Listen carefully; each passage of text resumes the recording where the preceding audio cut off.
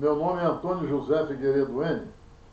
Estou aqui realizando agora a 21ª gravação do programa de treinamento em comunicação de dados que faço no canal N.Telecom no YouTube.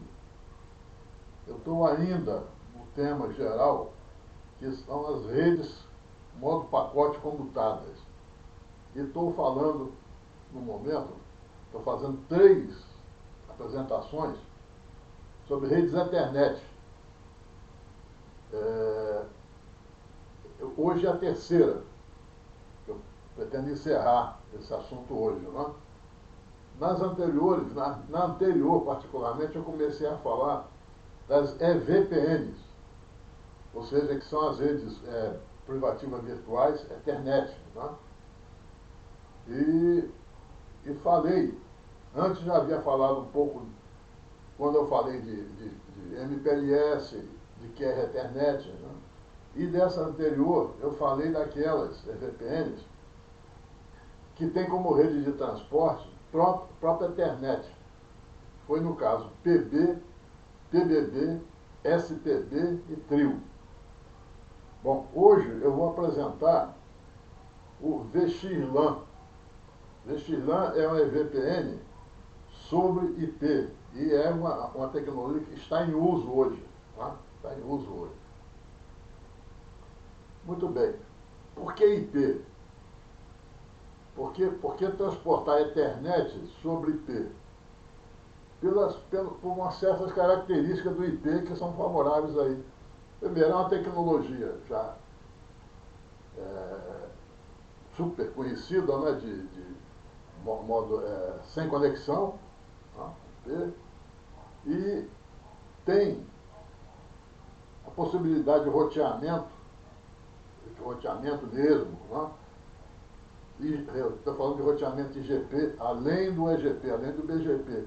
Mas no IGP tem OSPF, né? Ou ISS, né? Que encaminham e permite o encaminhamento direcionado de quadros com endereço Unicaixa, sem necessitar de aprendizagem, mecanismo nenhum desse tipo, né? E tem também um mecanismo chamado SCMP, que é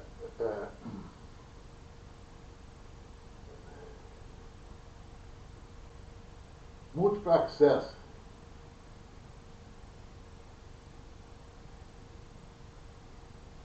Deu um branco, daqui a pouco eu lembro disso, do SCMP. Muito bem. O SCMP significa o seguinte: se eu tiver rotas num determinado ponto que eu vou abrir o tráfego, e eu tenho 2 ou 3 caminhos, quantos eu tiver, cujos custos sejam iguais, o tráfego é distribuído por esses caminhos. O SPF e o ISS permitem isso. Então, há uma distribuição de tráfego sem haver necessidade de eu ter links mortos para isso. Os links todos eles estão funcionando, né, pelo SMP. E, então, se por acaso um desses links pifa, os outros, ou o outro, segura o tráfego, certo? Eles servem também para resiliência e servem para distribuição de tráfego.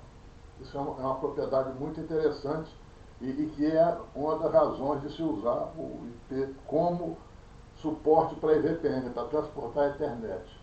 Tá? Muito bem. Qual é a arquitetura do VXLAN? VXLAN significa Virtual Extensible LAN. Essa palavra extensible, eu vou mais tarde mostrar que supõe, quer dizer, eu não vi explicação nenhuma, mas eu fiz uma suposição, mas daqui a pouco eu falo dela, certo?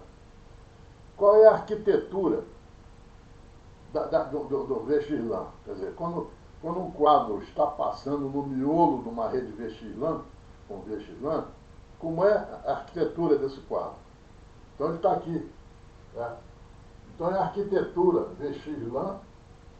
Isso se encontra na RFC 7348. Vocês podem procurar lá se quiserem entrar mais fundo, né? Além disso, para ter uma ideia, eu tenho um artigo sobre VXLAN, depois eu vou falar em virtualização de rede. Também tem outro artigo sobre virtualização, que dá uma ideia dessas coisas todas, que vocês podem encontrar no Wireless Brasil, no portal Wireless Brasil. Lá tem meu website lá com isso.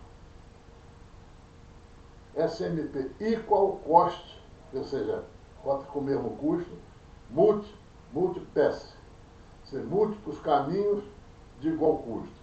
Equal cost, multiple path, isso quer dizer SMP. Muito bem, então está aqui a arquitetura. Né? Isso aqui é uma rede, depois eu vou mostrar com detalhe, mas essa é a arquitetura de um quadro que está lá no miolo, que está passando dentro da rede IP, que está transportando a internet lá dentro, certo? Então, a camada física, né? Aí tem o Ethernet externo e tem o IP externo. Isso são os transportadores. É aqui que o IP vai fazer o papel de transportador de Ethernet, né? É IP, mas eu tenho que ter uma internet. Por quê? Porque o IP não vive sozinho. O IP é parasita, já expliquei isso. Eu preciso de uma camada 2 para transportar o IP, como subrede, né? Eu preciso de uma subrede para transportar o IP. Então, neste caso, foi escolhido Ethernet. Aliás, a Ethernet é, por excelência, a camada 2 usada nesses casos todos de IP. Vocês podem ver por aí que a Ethernet está sempre na história. Né? Várias aplicações aí. Né? IP externo. Aí, esse IP externo, o transportador, ele usa UDP. Foi definido isso pela CRFC. É UDP, não é TCP, é UDP. E a porta utilizada é a 4789. O nome da porta, certo? Bom, aí vem em cima o VXLAN. Quer dizer, uma camada que eu coloco ali, um cabeçalho VXLAN que eu coloco ali. Por cima do VXLAN, aí sim, aí vem o Ethernet que eu estou transportando. Esse é o transportado, o Ethernet transportado. E o IP transportado. E aqui é o transportador. Muito bem. Então, o transportado é a internet, mas em cima tem IP, que aqui é verdadeira, aqui está a aplicação. Aqui estão as camadas superiores. Então aqui pode ser TCP, pode ser UDP, depende. Aí em cima vem qual é a camada de aplicação que eu estou usando. E vem um aplicativo por cima, tá certo? Isso aqui, então, é o original, é o Ethernet original que eu estou transportando. E esse daqui é o IP transportador que usa o Ethernet como subrede. Isso aqui está em inversão das coisas, porque o normal é a Ethernet transportar IP. Camada 2 transporta a camada 3. Mas aqui fizeram esse jogo aí de maneira tal que o IP está transportando a internet, que está transportando IP. Então você repara que tanto a internet quanto a IP aparece duas vezes nessa figura. Aparece no transportador, no envelopador, e aparece no transportado, no envelopado, certo? Muito bem, depois eu vou explicar por que essa palavra externa aqui.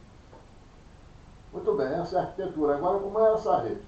Vamos ver essa rede, como é que ela é. Aqui vamos ver esses componentes todos. Aqui, nós temos uma nuvem IP. Uma nuvem IP, que é essa aqui, ó. Que é isso aqui, ó. Isso aqui, ó. É isso aqui, certo? É isso aqui, essa nuvem IP aqui, ó. A nuvem IP. Muito bem. E dentro dessa nuvem IP tem, de alguma forma, Ethernet, como subrede. Eu desenhei dessa forma aqui, fosse uma rede Ethernet, uma nuvem Ethernet, transportando os roteadores IP Então, isso aqui estão ligados.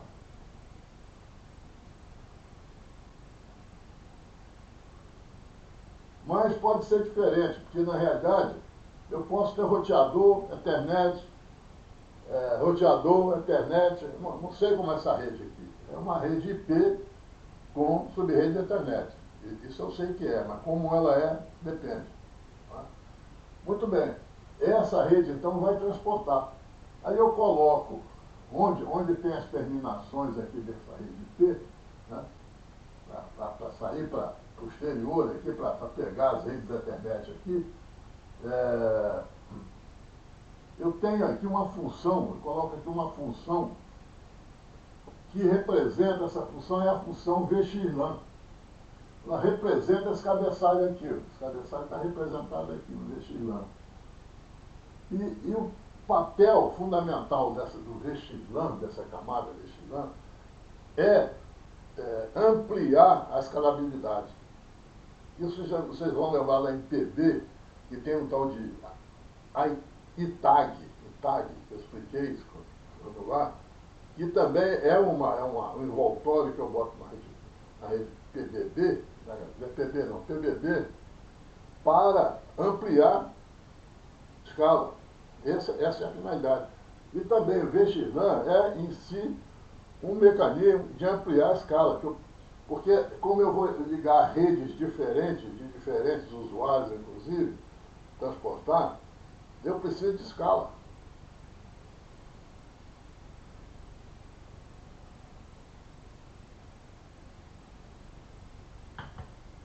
Muito bem.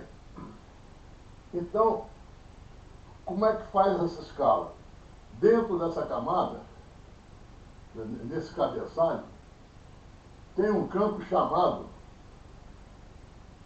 VNID. VNI são as instâncias VXLAN, ou seja, são as EVPNs que eu crio aqui. Cada uma dessas EVPNs é uma instância, certo? Então, cada uma dessas instâncias é chamada de uma VNI, é um VXLAN instance. Certo? E elas são identificadas por um VXLAN, né? VXLAN instance ID, quer dizer, o identificador na instância. Tá certo? Então, esses identificadores estão dentro desse cabeçalho aqui. Ou seja, esse cabeçalho tem um campo chamado RENID, e para ter escala, ele tem 24 bits. 24 bits. Ó, 24 bits, já está aqui. 24 bits é 2 elevado a 24. Isso significa 16 milhões. Isso aqui são 16 milhões.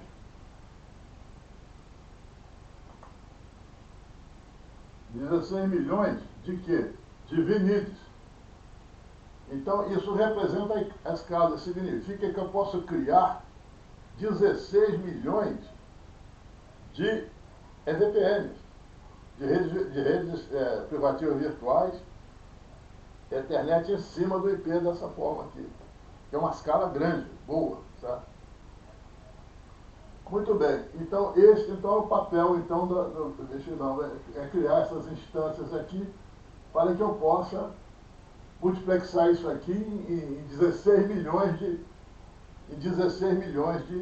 VNIs. Certo? O VNI faz um papel parecido aqui com que o VLAN, o VNID, um papel parecido com o VLAN ID faz lá aqui dentro da rede da internet. Inclusive, essas VLANs estão aqui também. E elas vão atravessar isso aqui. E mapeada, provavelmente, nas VNIs. Certo? Vamos ver isso. Certo? Muito bem. Aí, e aqui estão as redes. As diferentes redes da internet que eu vou atender com isso aqui. Então, eu chamei essa aqui de A1. A1 é A1 do A. A é o quê? É uma VPN.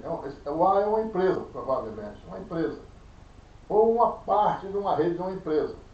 Mas é uma rede de 802, certo? E tem vida própria. Então, essa rede 802 aqui, ela possui 4.096 possibilidades de vilãs. E 4.002 elevado a 12 vilãs diz aqui nessa rede, nessa, todas elas, certo? Muito bem. Então essa rede aqui se liga, elas vão ser transportadas por isso aqui. Mas elas passam por um módulo, parece que é um módulo, não está aqui, é um módulo, chamado de VTEP. É o VTEP 1, desse agrupamento 1 aqui. VTEP é VXLAN Tunnel Endpoint, porque eles consideram que vai ser criado uma conectividade IP aqui, certo? Para transportar isso aqui, e eles estão chamando essa conectividade de túnel, certo? Tudo bem. É um túnel que eu crio aqui dentro, e isso aqui são os pontos de terminação desse túnel. São os VTEP, endpoints, ponto de terminação desses túneis VXLAN que eu criei aqui, certo? Inclusive, quem é o terminal IP dessa rede aqui são os VTEPs. Quem possui os endereços IP dessa rede aqui são os VTEPs. Olha. O endereço IP dessa rede aqui estão nos VTEPs, certo? Então, o VTEP, cada VTEP tem um endereço IP, tal, entendeu? Muito bem. E assim funciona. Então, vamos dizer o seguinte, eu vou considerar essa rede A, tá? Essa rede A, vamos supor que ela tem A1, A2 e A3. Que não, ela termina nesses 3 pontos. Poderia ser 4, 5, 20, 50, não sei. Estou supondo aqui, botei 3 para ficar mais simples para explicar. Tá certo? Esses 3.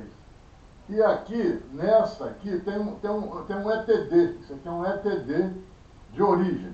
Quer dizer, esse ETD de origem aqui, que tem seu endereço MAC, seu endereço IP, vai mandar um quadro, vai se comunicar por um quadro com esse aqui, o destino desse aqui, ó. É esse ETD aqui de destino, cujo endereço MAC, eu estou supondo é X1, X1. Esse é o endereço MAC. Tem 48 bits, estou botando X1 para simplificar aqui, não é? Muito bem. Então, digamos que esse terminal vai transmitir um quadro para cá. Ele prepara o quadro e transmite. Aqui dentro, ele transmite o quadro Ethernet normal. Esse pedaço aqui, ó, tá certo? É isso aqui, ó. Esse pedaço aqui é isso aqui, ó. Daqui para cima, é isso aqui, ó. Isso aqui é o que está saindo daqui, que está circulando aqui. A arquitetura é aquela ali, está faltando uma camada física aqui, porque aqui dentro a camada física é daqui, mas se eu considerar esse pedaço pequeno, essa rede, ela tem a sua camada física também. Para eu separar, eu teria de considerar uma camada física daqui e daqui, mas esquecemos isso, tá? Então isso aqui é o quê? Isso aqui é um quadro Ethernet normal. É o Ethernet envelopando IP, envelopando TCP, etc., aplicação, bababá, aquela coisa toda, né? Sai daqui. Isso aqui chega no VTEP. Por essa porta aqui, que está configurado, esse VTEP 1 aqui fica sabendo que este quadro que chegou aqui é A, é do A. Por quê? Porque configurou essa porta aqui como sendo de A. Porque se chegasse nessa porta aqui, seria da rede B. Então chegou aqui, então o VTEP está com o quadro aqui e sabe que é do A. Muito bem. E essa rede A, ela foi configurada aqui dentro, certo? Para usar a VNI 933, tá? 933.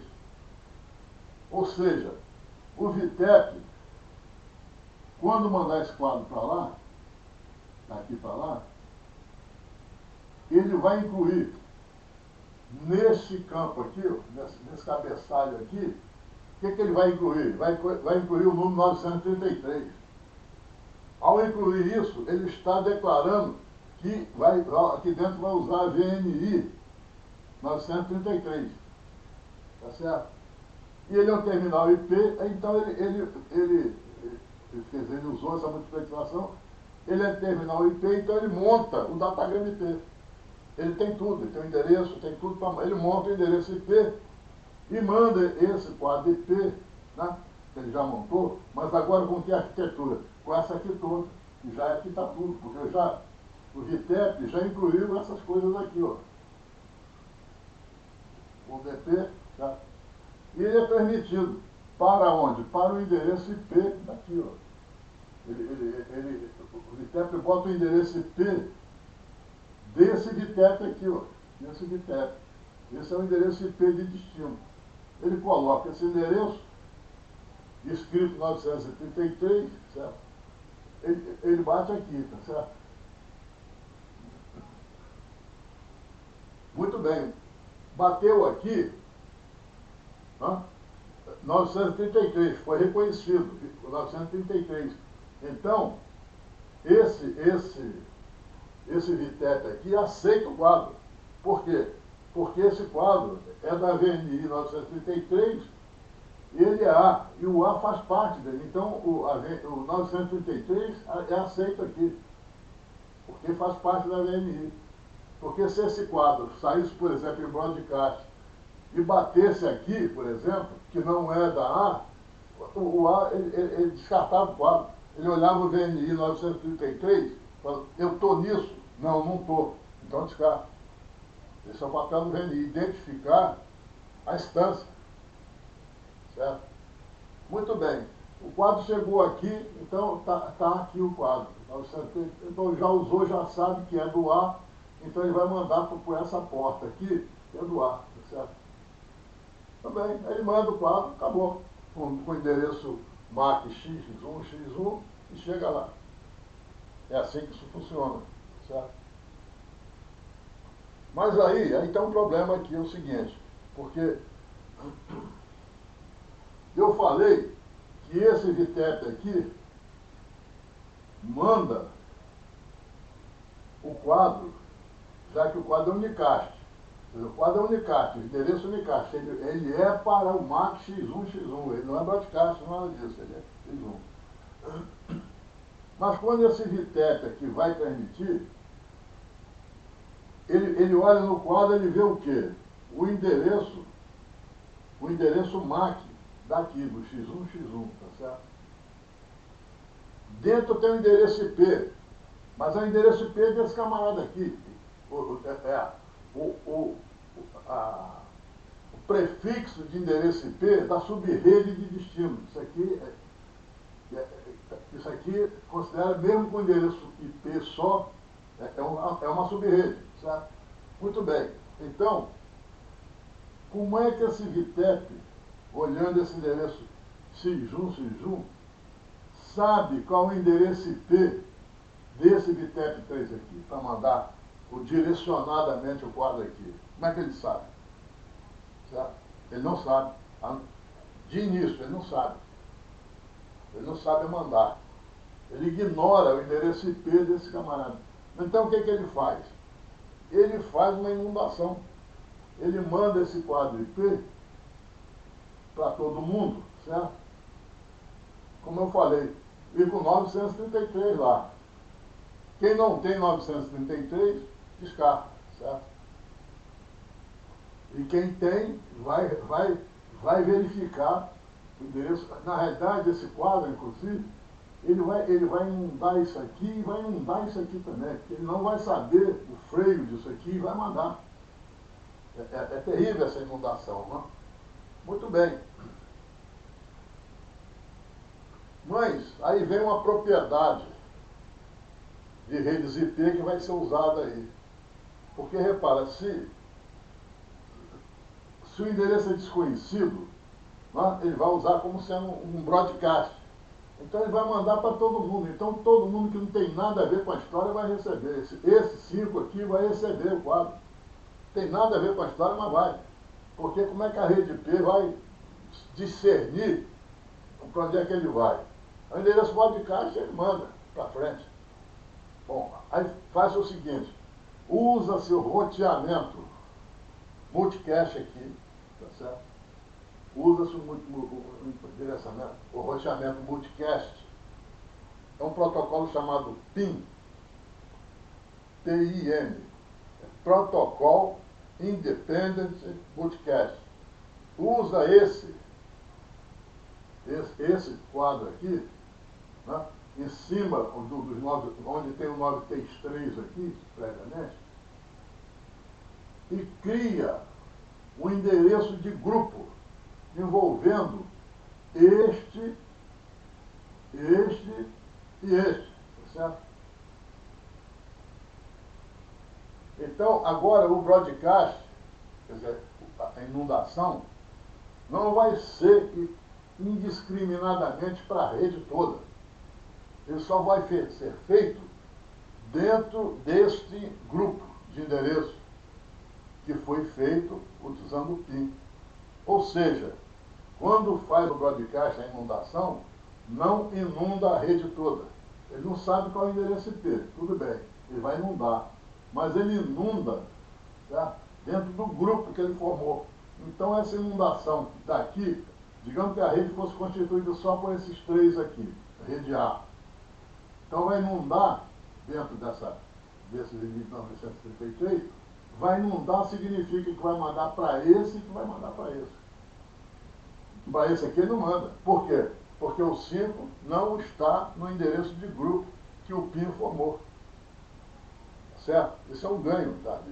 Eu posso. Na realidade, a rede Ethernet poderia fazer isso também. Switch Ethernet. 802.1Q. Muito bem. E com isso, chegou lá. Bom, deixa eu dizer alguma coisa a mais aqui. Na realidade, é possível fazer o seguinte. Eu posso, ao invés de ligar na rede aqui, redes Ethernet, olha só, eu posso ligar a rede IP também. Eu posso usar essa rede aqui, tá, para interligação de redes IP. É fazer VXLAN de rede IP e não de rede Ethernet. Eu posso trabalhar com rede camada 2 ou camada 3.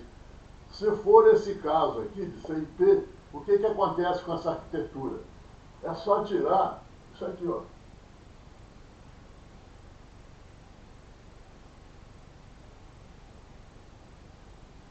É só tirar isso aqui, ó.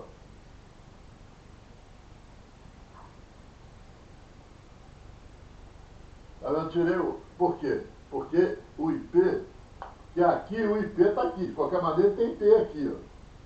O IP está chegando dentro do Ethernet. Quer dizer, esse IP aqui está chegando dentro do Ethernet. Mas eu tirei fora a Ethernet, estou jogando o IP direto. Então o que acontece? O IP é que está sobre o VXLAN. Essa possibilidade existe. Ele atende camada 2 e atende camada 3. Tá? Muito bem.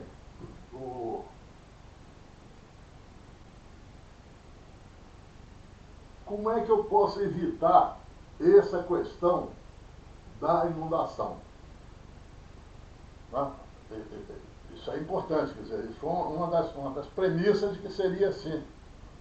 Porque, repara só, eu poderia botar, ao invés de usar aqui essa VXLAN, eu poderia botar um PBB aqui dentro. Poderia usar um PBB, dava no mesmo. O trio, qualquer um deles dava no mesmo. Certo? Mas por que eu não estou botando, por exemplo, PBB? Porque eu quero evitar Span Tree.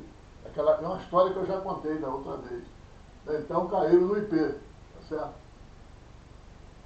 Mas, nesse início, olha, eu vou apagar isso aqui, tá?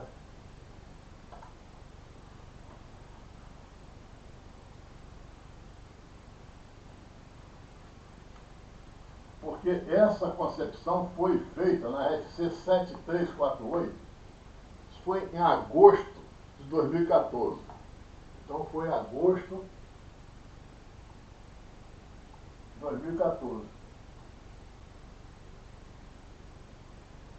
Aí, eu acredito que eles já estavam vislumbrando uma coisa na frente, mantiveram assim, ou seja, com essa aprendizagem terrível aqui, tá?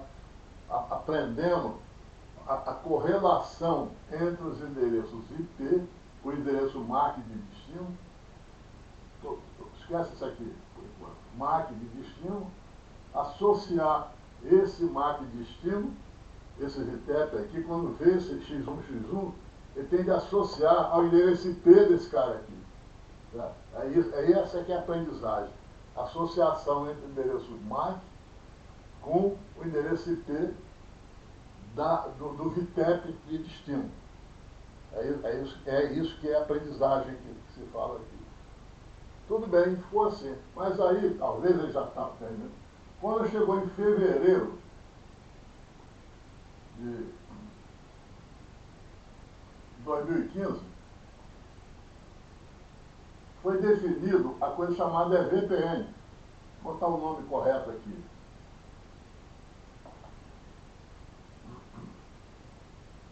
BGP, MPLS, é VPN. E é chamado só de VPN. Quando falam em VPN, infelizmente é assim, eles misturam as palavras aí, certo? E a VPN é uma outra técnica de VPN, também com sucesso, também usado. Mas ela usa o mesmo princípio que se usa, por exemplo, na aplicação BGP, MPLS, VPN. Eu já expliquei isso aí, BGP, MPLS. É quando, isso é sobre a internet. Desculpa, sobre a MPLS. É quando eu uso o MPLS para emular um conjunto de redes IP. Porque dentro dos PEs são configurados uma coisa chamada RF6. Eu expliquei isso mais ou menos da outra vez. Vocês podem ver lá.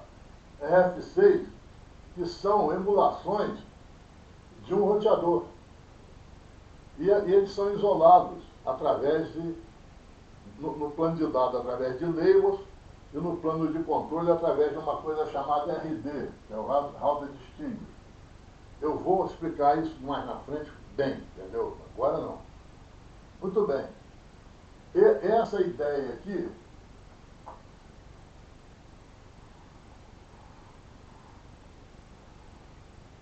foi transferida para essa VPN. É a mesma ideia, tem RFC, etc, etc. Mas só que aqui, o que está em volta da rede MPLS é IP.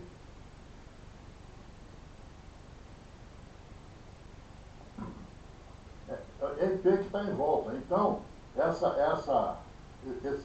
VRF aqui, ela trabalha com endereço IP contra o endereço IP. Porque aqui roda no roteamento de fora a fora o MPBGP. Então, BGP, multiprotocolo. Por que multiprotocolo? Para poder aceitar coisas diferentes do IPv4. Porque aqui, nesse caso aqui, da MPLS, os endereços IPv4 são modificados através do acréscimo de um RD. Mas são endereços IP. Mas na VPN, eu tenho um MPLS aqui, mas a rede externa que ele atende não é IP, é internet. Então o MPBGP vai fazer uma coisa diferente. Vocês imaginam é BGP, alterar não é BGP. Um BGP que não transporta rotas IP, e sim, como rotas, endereço MAC. É isso que acontece aqui. Muito bem. E isso aqui começou funcionando. Aí depois pensaram o seguinte, olha, vamos pegar isso aqui, que é plano de controle, puramente plano de controle, porque o plano de dados aqui, o MPLS é muito simples. Isso é plano de controle, fundamentalmente. Aí pensaram, olha, vamos pagar aqui.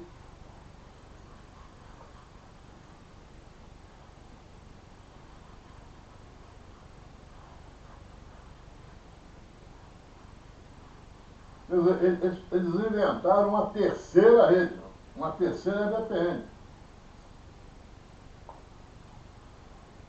Com isso aqui.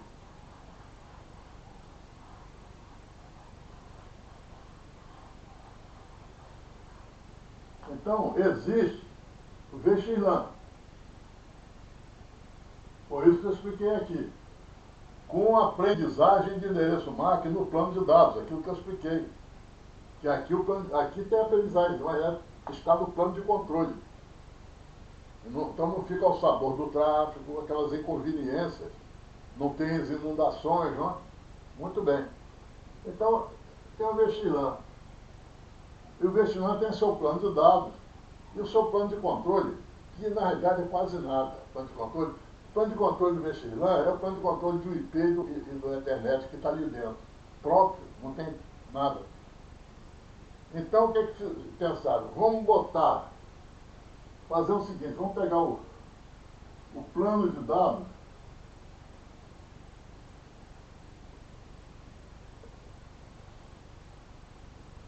do VXLAN.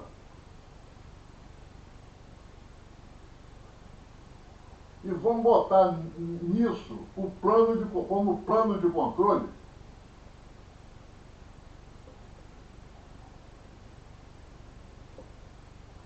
vamos botar o plano de controle do EVPN. O plano de controle é VPN. Porque nesse caso eu vou ter VXLAN na hora de operar, ele IP aquela coisa toda, daquela maneira, certo? Os GNIs, aquelas coisas todas, VNID, tudo aquilo lá, VTEP, tudo funcionando na hora do plano de dados. Mas no plano de controle, funciona o plano de controle do EVPN, que é o próprio EVPN. O que se conseguiu? Um VXLAN com aprendizagem de endereços, de associação de endereço MAC com endereço IP, no plano de controle. Por quê? Porque aqui é assim. Isso, na realidade, isso gerou uma terceira opção de rede, que chamaram de EVPN VXLAN. Então, se vocês virem na literatura isso aqui, é isso que eu estou explicando aqui. É o VXLAN, com seu plano de dados, porém usando o plano de controle do EVPN, que é isso aqui. Quer dizer, que usa o conceito de VRF, etc. Em cima de MPLS. Aí, para poder fazer isso, eu em cima daquela rede, em cima dos VTEPs, eu emulo o PE. E nos VTEPs, eu boto as VRF. E funciona em cima daquela rede, isso aqui é como se eu estivesse com a rede MPLS. Entendeu? Porque eu preciso dos PEs onde estão as VRFs, para criar aquela lógica de funcionamento. Tem problema. Nos VTEPs, eu boto uma funcionalidade PE nela, por plano de controle. Então as VRFs que eu preciso, nesse caso chamo de MAC VRF, porque o endereço que está entrando aí é endereço MAC e não endereço IP, tá certo? Ele está sendo trabalhado, as VRF, tá? Estão dentro das VTEPs, porque a VTEP está fazendo o papel de um PE no plano de controle. Entrou o plano de dados, acabou, isso é como eu falei antes, aí entra o VXLAN funcionando em cima. Quer dizer, com isso conseguiu-se um VXLAN sem o problema de aprendizagem no plano de dados, ou seja, sem inundação, sem nada disso. Isso se chama isso. Tá? Muito bem, quer dizer, ficou uma solução, está sendo usado isso aqui. Vocês procuram, vocês entram na internet com essa expressão, VPN VXLAN, e vocês vão ver isso lá. E a explicação é essa que está aqui. Vocês já partirem já com um entendimento bom da coisa, entendeu? O que é, pelo menos vocês sabem o que é. Tudo bem. Agora vamos voltar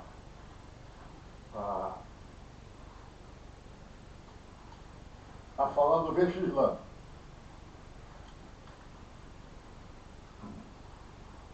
Deixa eu só explicar essa palavra externa aqui rapidamente para ir para um assunto mais pesado. Porque aquela arquitetura, quando eu desenho o quadro dela, então eu vou desenhar um quadro no VXLAN, tá certo? Vou botar na horizontal que fica mais fácil. É aquela arquitetura, tá certo? Aqui é o quê? É Ethernet. É o cabeçalho, né? Vem de quê? Só lembrar daquela figura de baixo para cima. Vem IP. Aí vem UDP. Vem VXLAN.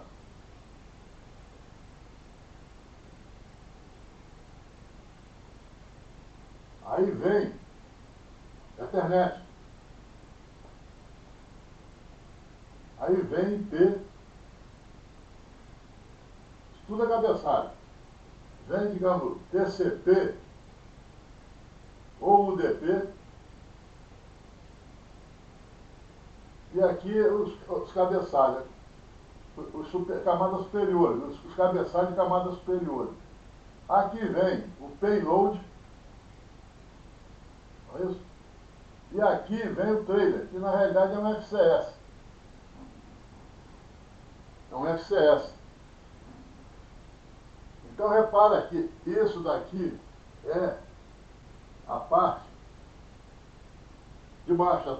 Isso aqui é a transportadora. Isso aqui é a parte transportadora da coisa. Isso daqui é o transportado. Isso aqui é o transportado.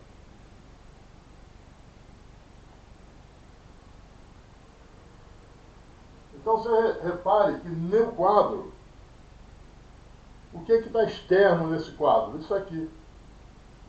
Então, por isso, esse ET aqui e esse P aqui, e também o UDP, tá certo? Eles são o quê? Isso aqui é o quê? O ET externo.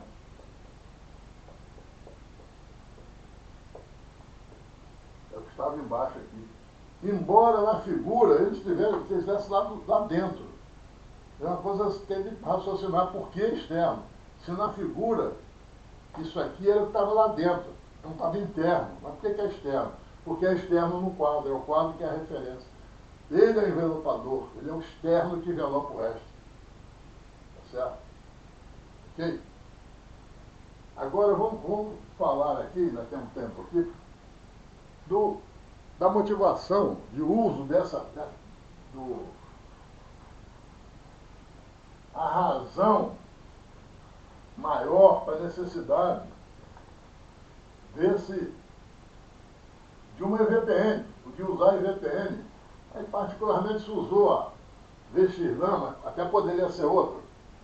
Há quem defenda até o uso do PBB nisso aí. Eu vi uma discussão na internet, PBB é melhor, não é, e tal, mas prevaleceu o uso do VXLAN, tá certo? A questão é o seguinte, começou, né, passou-se a trabalhar com NFV, Network Function Virtualization.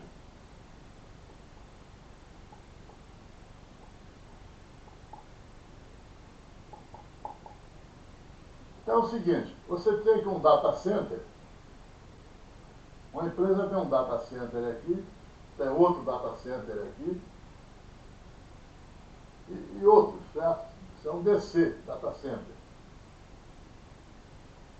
E aqui dentro desse data center físico, com estrutura física, não entrou em FV ainda, tá?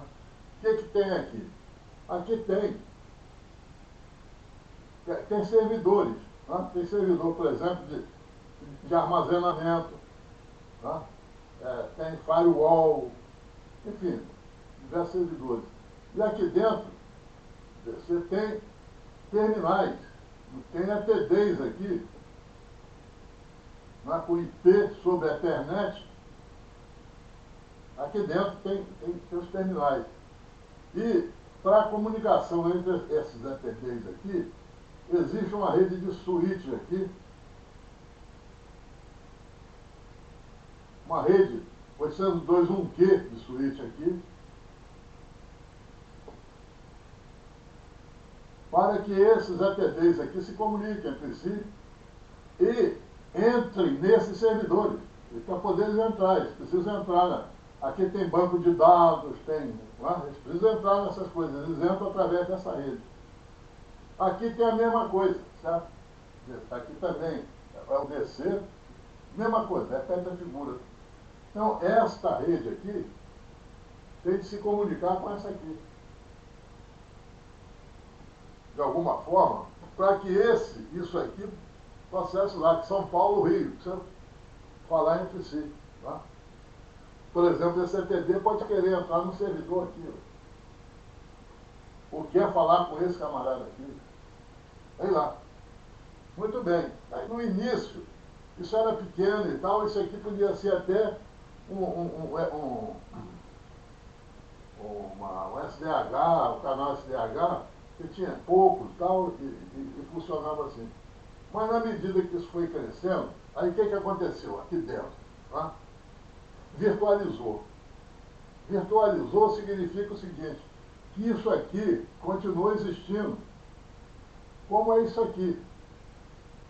Só que isso daqui está virtualizado dentro de um DC físico. Então, esse data center, o servidor físico, tá? Agora tem aqui, um servidor, escolho um servidor do data center, um servidor aqui, que vai ser o hospedeiro dessa virtualização. Eu pego então essas funções aqui, né, e coloco dentro do... Isso aqui é a virtualização da função do servidor físico. O servidor físico vai acomodar essa virtualização aqui. Então, esse terminal aqui, tudo isso aqui passa a ser virtual. E esses terminais, eles são virtualizados numa coisa chamada VMs.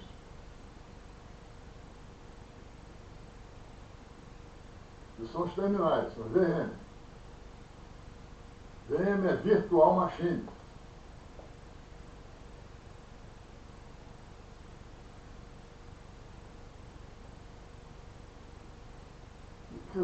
E cada VM desse aqui tem o seu endereço MAC.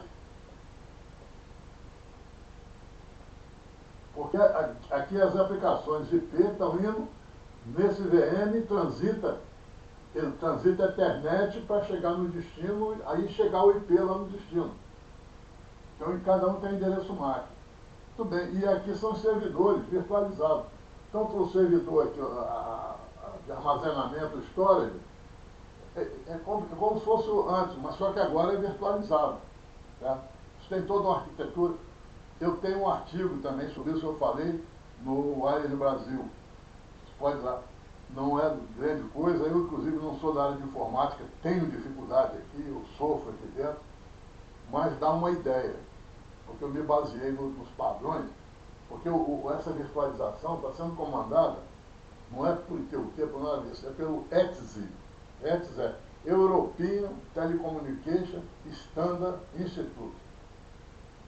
Esse é que tomou conta desse assunto aqui. Tá? Então eu me baseei nos padrões dele e fiz esse artigo, né? Um sumário da coisa. Muito bem. E assim funciona aqui também, tá certo? Mas aí começou a acontecer o seguinte, isso começou a crescer demais. com a virtualização, cresceu demais. A RFC 7348 fala na existência, numa empresa só, de centenas de milhares de VMs. Ou seja, essa rede aqui tem de aguentar, isso aqui está virtualizado também, lá dentro, tem de aguentar centenas de milhares de terminais. Aí complicou.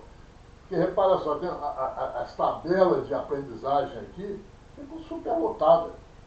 E agora não aprendeu 100, 200, não, é centenas de milhares. Então, a coisa inviabilizou. E outro problema, a existência de muitos VM foi acompanhada também pela expansão do número de processos que eu tenho dentro dessa rede. Cresceu violentamente. E esses processos são separados aqui, essa rede desses dois o quê? Por quê? Por vilã e diz. Os vilãs, esse monte de processos que roda aqui, os departamentos, os processos e tudo mais, são separados. Tá? Os domínios de broadcast, a virtualização, independem. São pelos vilãs e diz.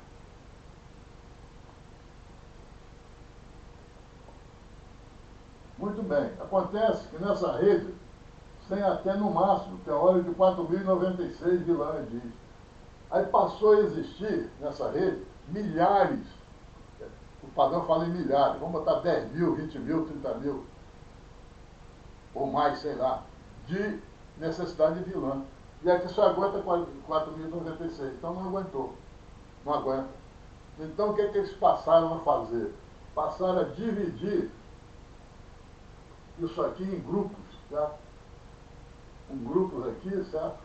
Outro grupo de VM aqui, ou seja, dividiram essa rede aqui, com seus terminais, em múltiplas redes, porque cada uma delas tem os 4.096 de LAN diz, e os VM distribuem de acordo com a função dentro da empresa. Isso aí é uma engenharia da empresa lá fazer essa distribuição.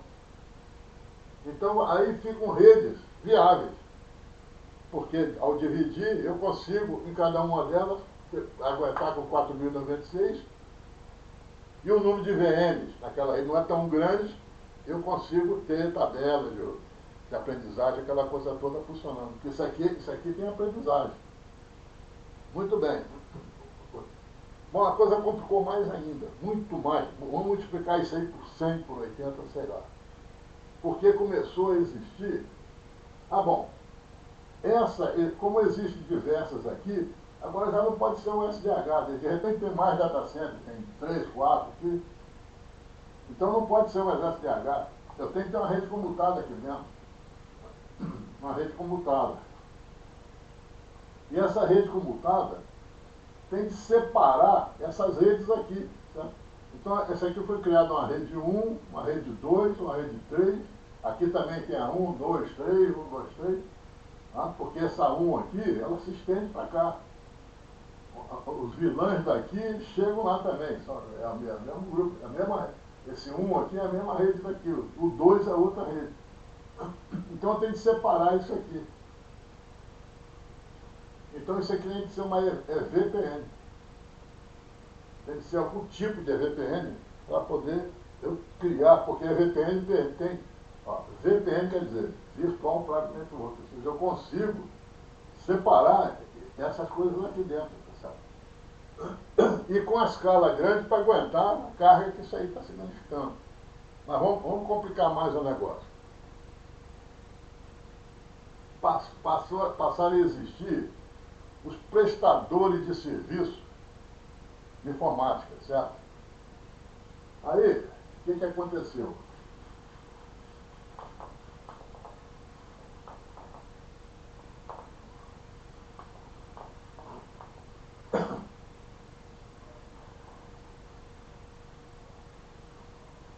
Passou a existir empresa na nuvem, certamente na nuvem, certo?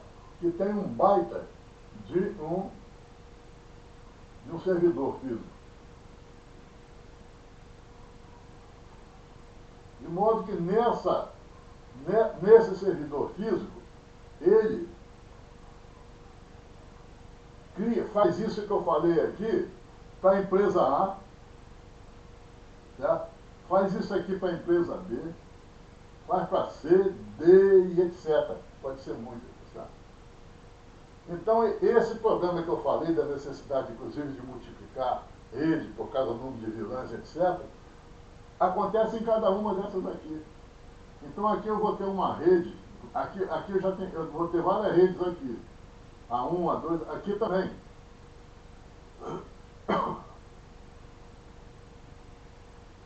Então, a necessidade de escala nessa VPN aqui agora, porque isso aqui vai ser ligado em outro que faz isso também. A necessidade de uma escala grande aqui aumentou, mas não aumentou, porque agora essa quantidade aqui é muito grande. E porque cada coisinha dessa aqui tem 4.096 vilãs. Isso aqui tem tudo passar por aqui e muitas vezes associado a vilã. Pode ser port based, mas pode ser associado a vilã, certo? Muito bem. Isso aqui, então, é que o VXLAN passou a ser usado aqui nessa. Então, cada uma dessas redes aqui, então, tem o seu grupo de VMs, Virtual Machine. VM aqui, tem VM para aqui, VM aqui, VM aqui, VMs aqui. Né? Então, perceberam?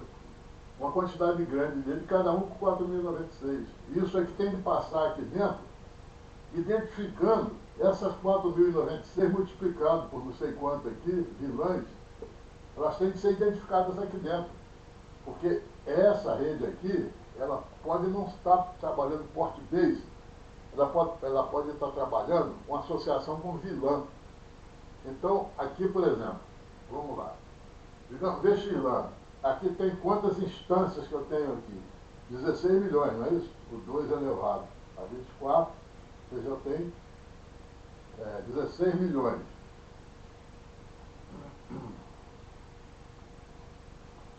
Vamos pegar a pior hipótese em matéria de escala aqui, é que eu vou associar aqui, na entrada aqui, vilã por vilã.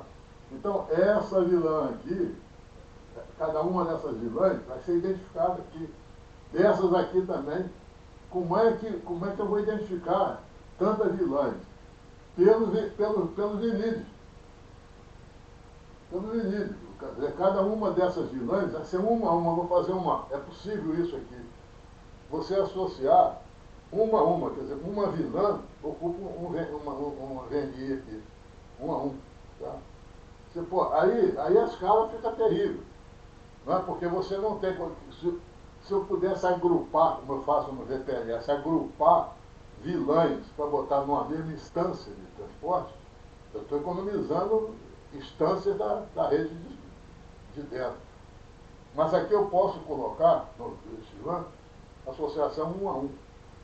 É uma necessidade tremenda. Mas eles consideram que isso não é problema.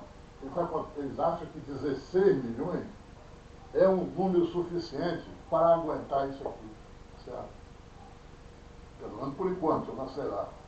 Ou seja, mesmo com a virtualização, eu vou ter uma quantidade enorme de vilãs, mas 16 milhões de VNIs é capaz de dar suporte a essa quantidade toda de...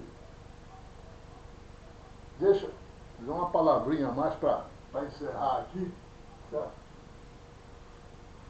Vou explicar uma coisinha a vocês. Repara só, isso aqui, eu estou usando, várias empresas estão usando isso aqui. Isso aqui chama-se multi-tenancy. Para vocês.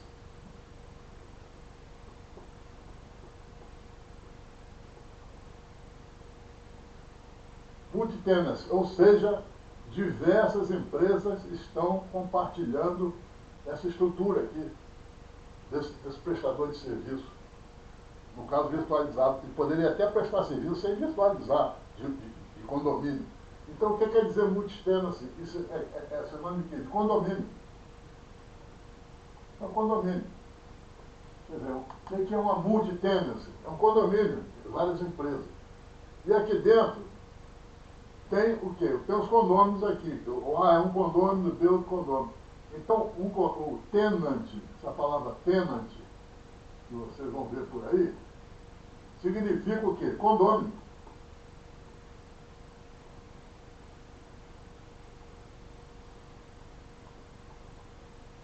Perceberam? Olha, multi-tenants, são a rede com multi-tenants. Ou seja, é um condomínio que tem diversos condôminos. Tenant, condomínio. Ok. Encerro por aqui. E muito obrigado e até a próxima apresentação.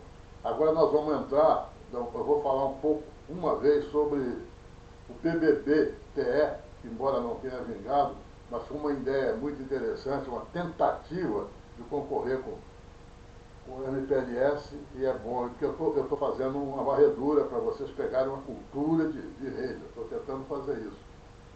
E depois eu vou começar a entrar um pouco em IP para sair para outras coisas.